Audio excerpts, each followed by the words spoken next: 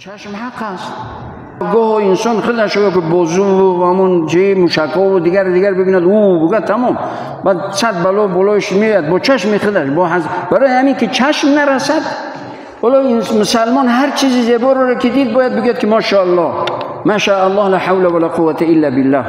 خب فرزندت اولو خصوصا اون تفلک برهوش شده است دیدیم که میگه که اوه گودک بین طلب میزند بیچاره دهن بینش پری خون باید باید چشم باید نگوید که اوه چپخون بوده است چلوک بوده است چابک بوده است ماشاءالله ماشاءالله.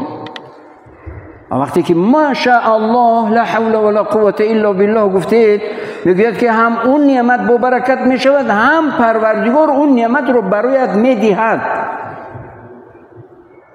حالا من گفتم او کثافتی یک جوه بعد هر چی که دارید نیست و نابود میشود میرود. نگو کثافت این رو از گجا آورد بگو ماشاءالله تا اینکه پروردگار بتام بدهد.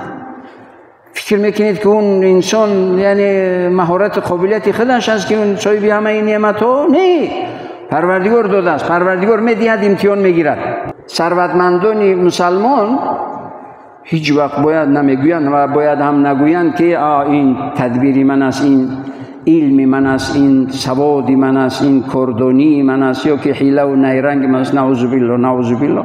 نیرنگ و بازی من است که این رو فریب دادم اون رو فریب دادم این همه جمع کردم. نعوذ بالله.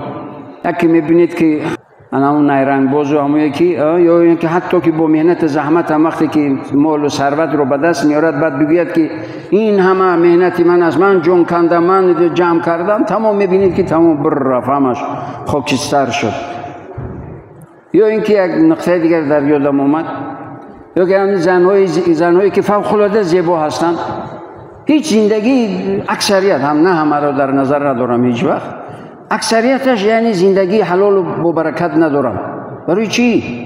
حالا خود زیبا هستن رنگ و بور دیگر 7 رنگ دیگر میکنن خود رو به نمایش میگذارن دیدگی بعد این بعد او زندگیش حرام میکند زندگیش رسوا میکند بعد دیگر نمیدوند بیچاره چیکار کند 3 شو میکند 4 شو میکند هیچ نیست که یک زندگی با برکت بیابد.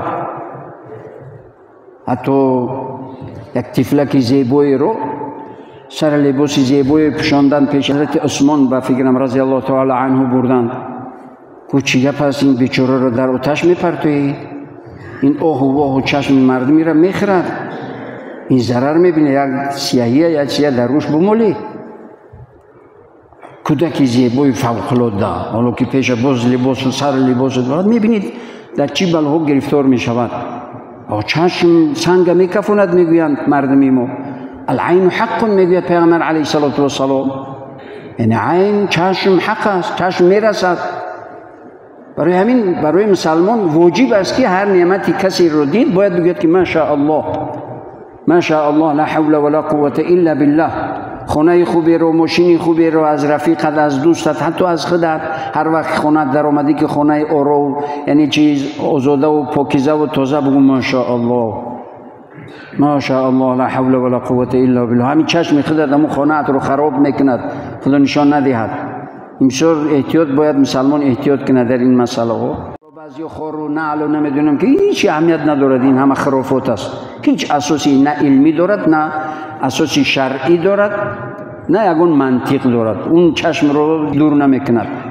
ذکر مؤمن هست صبح و شام بعد شام یا پیش از شام پیش از بامداد یا بعدی بامداد 3 بار سوره فاتحه 3 بار آیت الکرسی 3 بار علم نشرح 3 بار قل هو الله 3 بار قل اعوذ برب الفلق 3 بار قل اعوذ برب الناس بعد دعاها و مع سوره بسم الله الذي لا يضر مع اسمه شيء في الارض ولا في السماء وهو السميع العليم. این دعاها رو باید مسلمان هر صبح و شام بگوید برای خود یک سپر آهنی این آهنی برای خود درست کند که هر آه و واه و چشمی بد و حسد و دیگر تاثیرش نکند. این است موافق شریعت.